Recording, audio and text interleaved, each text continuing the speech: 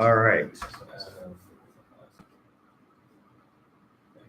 All right, so we did our report over Raising Cane's, specifically changes they can make to their menus, variety they could add, and some of the target markets they may or may not be missing out on.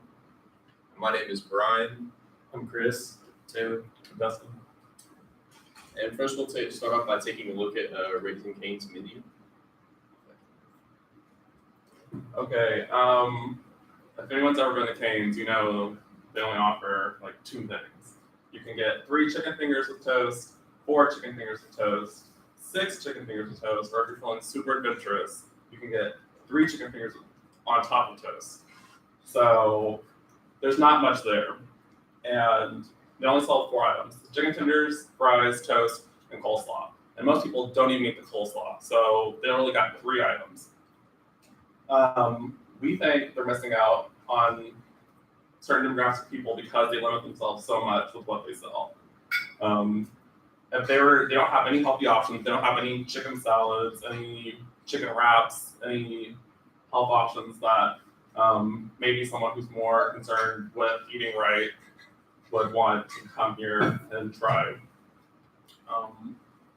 So we said that if they would have added like maybe the salads or the wraps, which aren't hard to keep in stock, a prepackaged salad, they throw the chicken they're already making on, or instead of putting the chicken on top of toast, putting it in a wrap.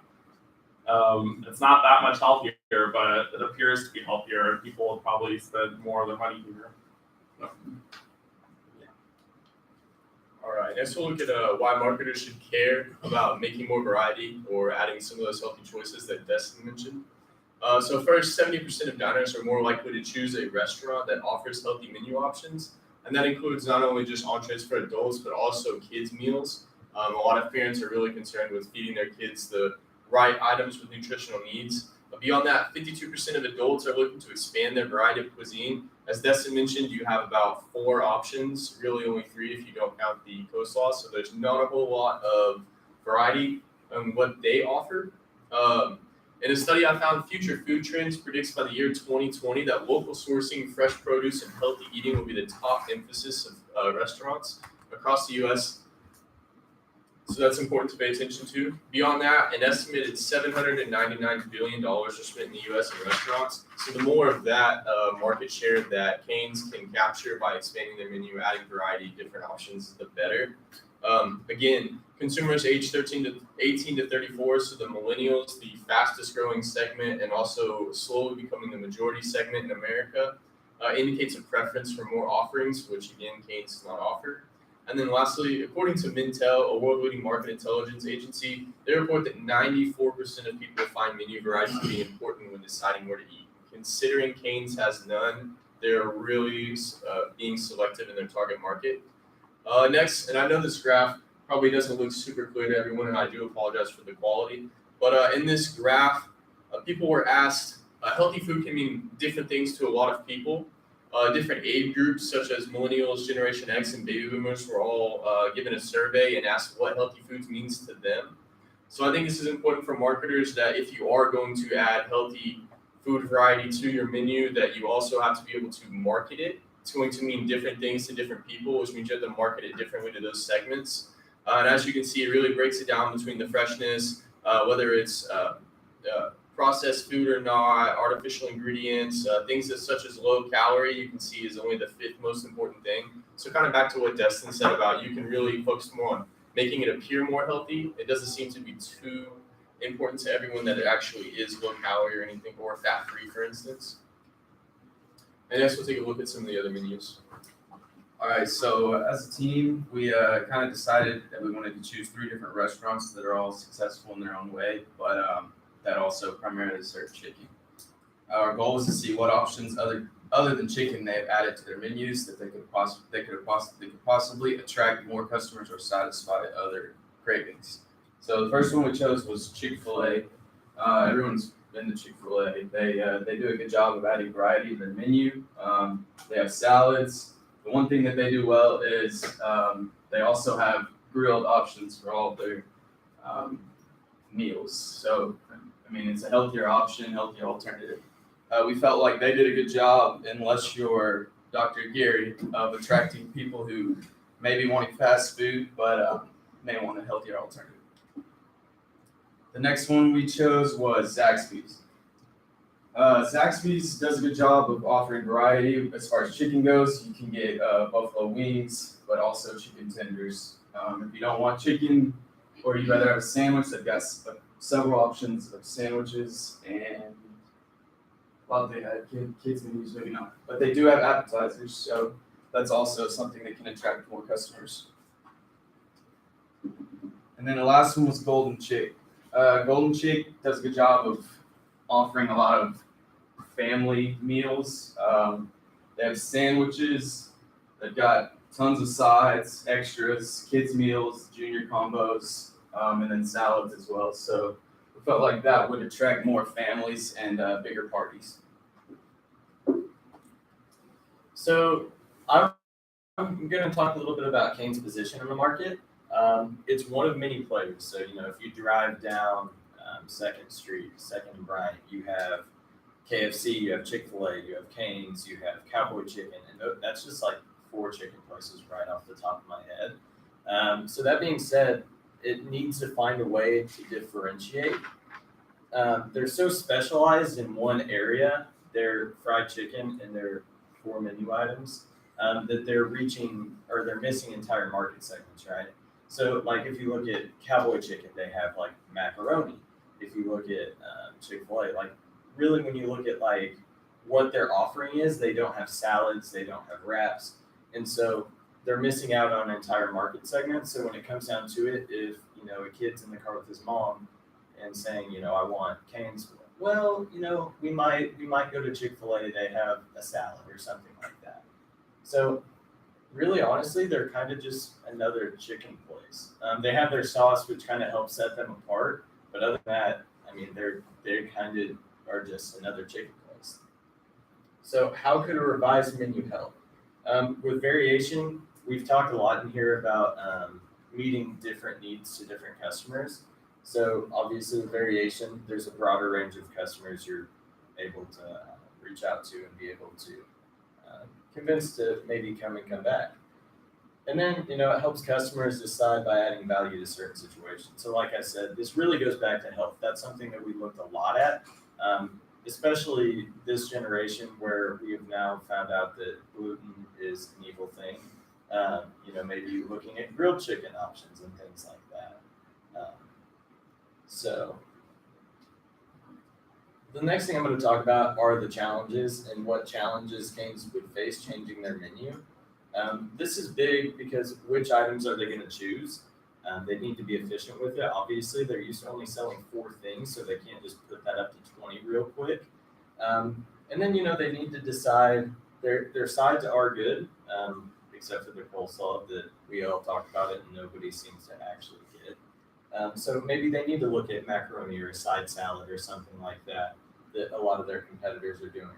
But they have to figure out how many of those to do. What could they do better than other competitors? If we look at other competitors like Chick-fil-A, they look at their sauce as one of their special things. There's Chick-fil-A sauce, there's Cane's sauce. They try to use that to be a differentiator to keep them from being another chicken place.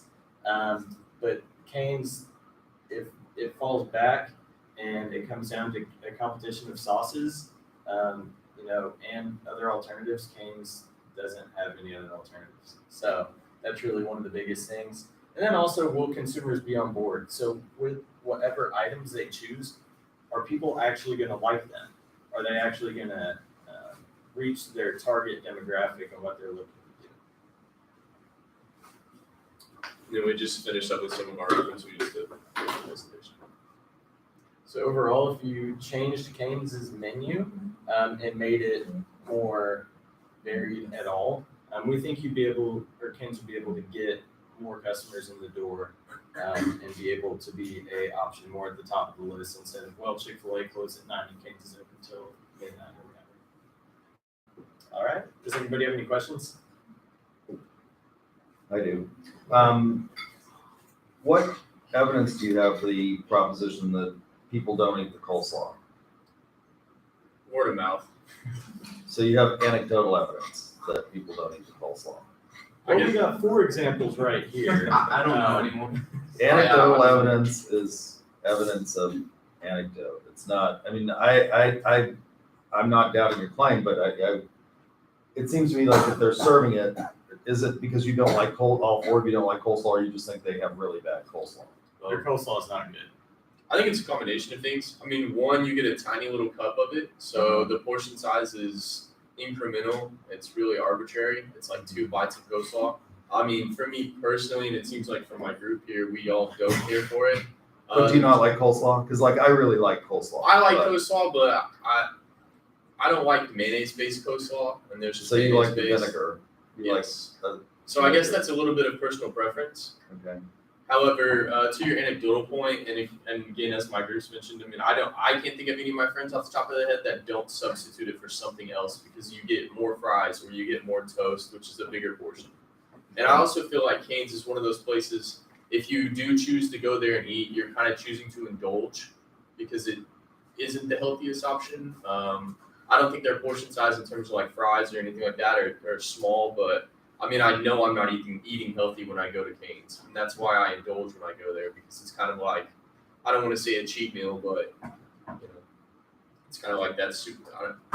It's like it's that unhealthy option I accept because I've had a rough day or just really craving it. Is a salad a healthy option?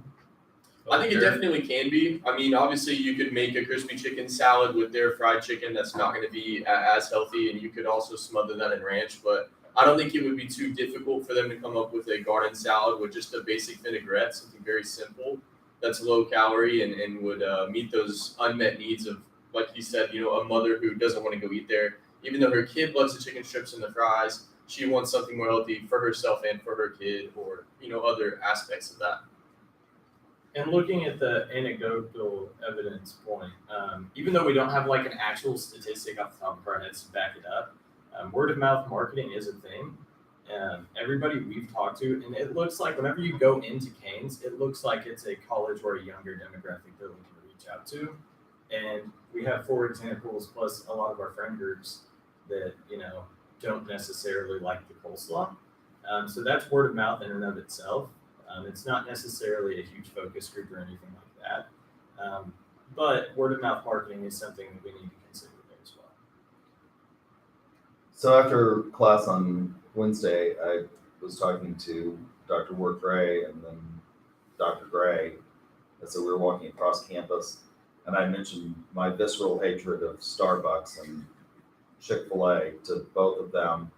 And both of them agreed with me that they didn't like Starbucks, that they hated. But both Dr. Ward Gray and Dr. Gray liked Chick-fil-A. And the reason that they like Chick-fil-A is because they have a very limited menu and it's fast. It's not, they admitted that the chicken wasn't like the bomb or whatever it is you could say. What is it, clutch? I don't know, but you know, it's not the bomb, but it's fast. And I think that one of the things that made McDonald's successful initially, if you watch the movie The Founder, any of you have seen the movie The Founder? Yes. Okay, what made the McDonald's brothers really successful and why people went to it was The speed it was service. really fast. I Right. mean, it was like, and one of the things that annoys the hell out of me about McDonald's now is like sometimes it's not fast because they say they're cooking everything to order. It's like, and part of the reason that it's not fast anymore is because they've gotten away from just that burger, fries, shake menu. Isn't there some advantage to? I'd be willing to bet. I've never eaten at a Raising Cane's, but I'd be willing to bet with that limited menu, it's enormously fast. In my experience, you do typically wait a short amount of time. I think to your point about Chick-fil-A, and I know you don't particularly care for it, but I think one of the things that differentiates Chick-fil-A from other places is their customer service and the speed of their service. With that limited menu, like you said, they do get the food out fast. I've never had an order come out wrong at Chick-fil-A. I don't think anyone's actually that happy to work there, but I mean, everyone's always pleasant and positive, and you know, everyone's always smiling, and they've got those people working the lines for those of us that have been there, and they do get you through quickly. I think beyond that, there is a point to be said about adding maybe too many things that Chris mentioned and kind of like overwhelming your market. But I think if you introduced, and of course, we all know testing isn't going to happen at every single store. They're going to pick some of their more popular locations to test these new items at. And I think if you just added, one version of your wrap, maybe a couple of salads, and slowly introduce those things, you could find that balance of offering enough things to provide variety, but also keeping a selected enough menu that you don't slow down your process in your operations. And piggybacking off of that, whenever we were talking about healthy options, even though the salad may not be necessarily like that much healthier, perceived value really is the thing here. If they think that it's healthier, it makes them feel better about the fact that they just went to Raising Cane's. And so that's something that, I've seen multiple times with my family. Like when we go to Chick-Fil-A, my mom gets a wrap. The wrap is not necessarily that good, but She feels like it is. she feels like it is, and perceived value. Actually, I would be willing to bet if you looked at the wrap calories, it's amazing to me how tortillas have more calories than the bread does. Yeah. I mean, if you look at it, it almost doubles at most. Like if you eat the wraps at Sonic, it almost doubles the calorie count over a sandwich. Yeah, but it doesn't seem like it should, but those tortillas are just densely packed calories. And I think again, it kind of comes back to this slide too. I mean, as you can see, the 1, 2, 3, 4, 5, 6, 7th most important thing would be fat-free, and then the 5th most important thing is low calorie. So it seems like, especially with our generation, we really see with the millennials, it really seems to be more important that it's fresh and like locally processed and natural, more than it is about being low calorie. Now, of course, that's going to differ from person to person, but based on this survey from Forbes, that's what they found. Okay. Any other questions? Good job. All right, thank you guys.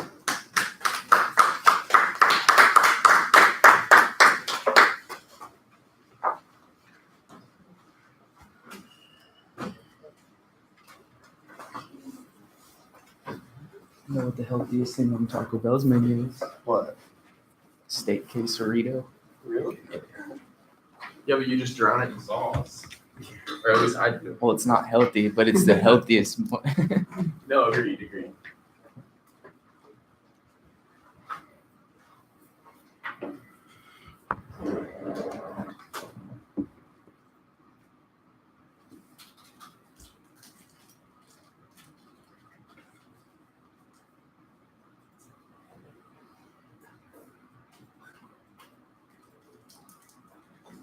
Even there's places like, I know Cheesecake Factory isn't fast food, but they have 300 items on their menu. Like, that's just too much. Nobody wants to look through that. Cheesecake Factory. Like if you include all their cheesecakes and stuff. they have Especially if you're 300 really items. hungry. When I'm really hungry, I can never pick. That's Everything looks good.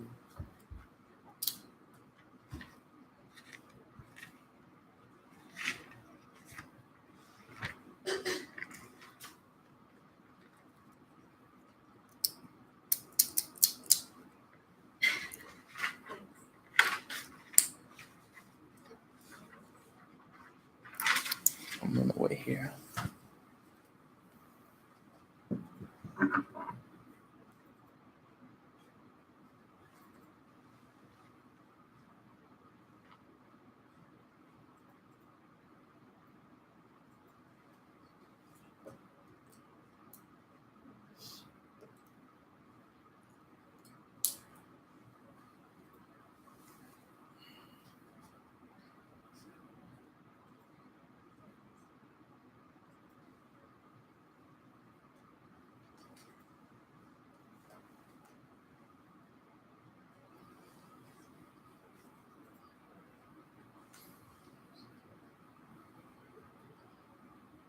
So we did classical conditioning theory over Chick-Fil-A. So classical conditioning involves learning new automated responses through the process of association. Why it's important is to make the consumer feel and react positively toward the brand and the product that's being offered. Our examples, we picked 3 examples that use classical conditioning better than Chick-fil-A does, and one example is McDonald's. The golden arches, when you see the golden arches, you automatically think of McDonald's. you have that feeling of being hungry kind of right now, especially in kids. When kids see the golden arches, they think of food, fun, the playground, all those things. They scream and yell until their parents probably take them there. And McDonald's also has their jingle that everybody knows. So when you hear their jingle, you automatically think of them. Kind of makes you hungry for them. Our next example is Old Spice. Old Spice commercials featured Isaiah Mustafa, the use of diamonds, a horse, a beach view, and a jungle at the end of the commercial.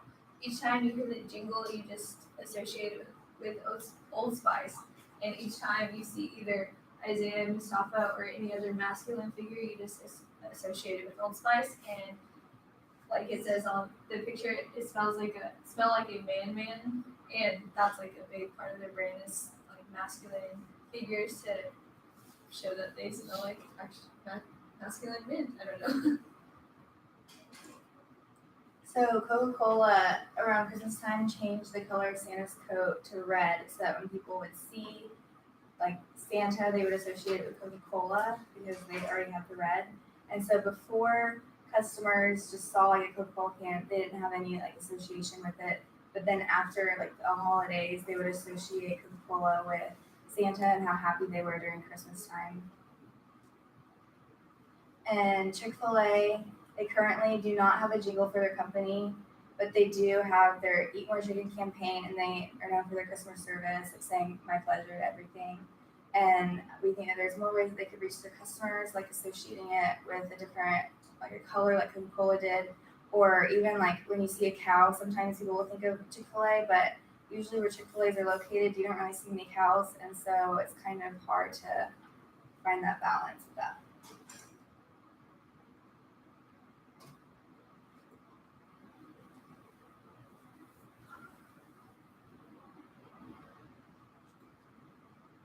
That's our building. So you think Chick-fil-A should come up with you don't think like there's a conditioning, I mean, their billboards are very, as much as I hate Chick-fil-A, their billboards are very creative. I mean, they have like cows, They are actual very cows creative. attached to the billboard. I mean, that's They are interesting. very creative, But but they're also separating themselves. Like they've also taken a step back and won't be using the cows as much because they're trying to build a more customer service. Like they're trying to build that more customer service base. So if they get rid of the cows or they take a step back from the cows, what would they be associated with other than their my pleasure, their customer service? And you don't get that customer service from them unless you're there and experience it firsthand. And so if they had something that maybe brought you into their company aside from the cows, like McDonald's, when you hear their jingle, even if you're not in the same room with the TV on and you hear their jingle, you automatically think of McDonald's, the "I'm loving it," jingle that they have. Chick-fil-A doesn't have that. And I can't remember a Chick-fil-A commercial really that had any type of jingle with it, or unless you see the cows, you can't even, like, I don't know anyone who can remember a Chick-fil-A commercial that wasn't just cows and chicken. Like, there's got to be more to it that brings you to them. And they focus so much like on the cows and not the chicken. Essentially, like you like associate Chick-fil-A with cows, and they don't sell any. They don't sell cow products. But I did when I was doing research, I did notice that they separated themselves from the advertising group that Did the brought cow? them the cow, the Eat More Chicken cow campaign. And so if they separate themselves from that, they're gonna have to build. They're gonna use the cow, but they're still gonna need to build something that brings customers in. They're gonna need something more to associate themselves with, because if the cows aren't part of the commercial, you won't remember Chick-fil-A as much as you remember some of the other commercials. And jingles seem pretty memorable. Yeah, using music is a big deal in commercials, because anytime even if they use like old music from 70s, 80s, or 90s, people remember those jingles and they're like, oh yeah, I remember that. And it kind of gives you that warm feeling or that happy thought of when the commercial was playing, whatever was on it. Yeah, Remember that stuff, which I think people in Oklahoma City obviously remember the BC Clark That's jingle. what I was Yeah, I mean, the BC it's Clark everybody is a who's huge deal, grown and up every here. time you hear that jingle, you know that's BC Clark's Yep. jingle. You don't even have to listen to it completely. You don't have to know the commercial. You're just like, oh, that's BC Clark's. Like, I know that. You don't get that with Chick-fil-A. With Chick-fil-A, you have to be there to get their customer service. All right, very good. I'm supposed to remind you all again, I put it up on the board that you will have a test on Monday, so be prepared for that. I think Dr. Gray will be here on Monday to administer that. And there wasn't another group that had to go today, is that correct? So that's it. All right. Have a good weekend. I will upload this. Have you posted it?